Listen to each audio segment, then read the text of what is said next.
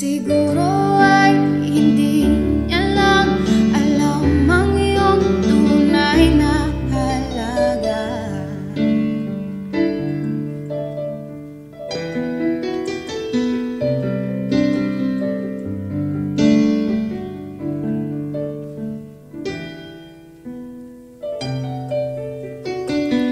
Hindi na dapat pag-usapan pa.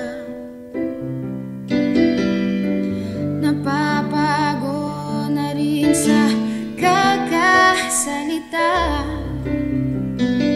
Hindi ka rin naman nakikinig.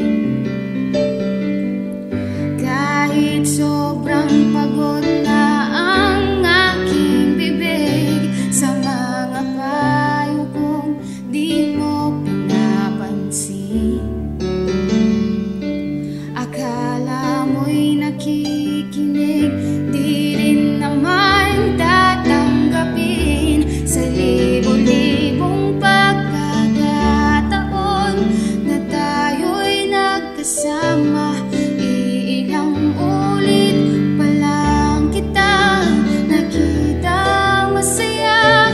Naiinis akong isipin na di na ganyan ka na.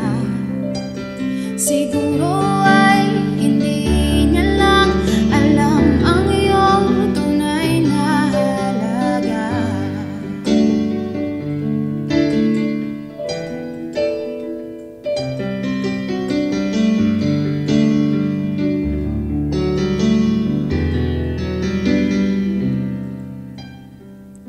Minsan hindi ko maintindihan.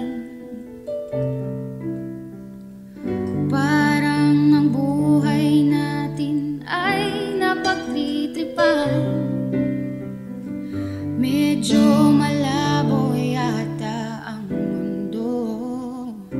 Binabasura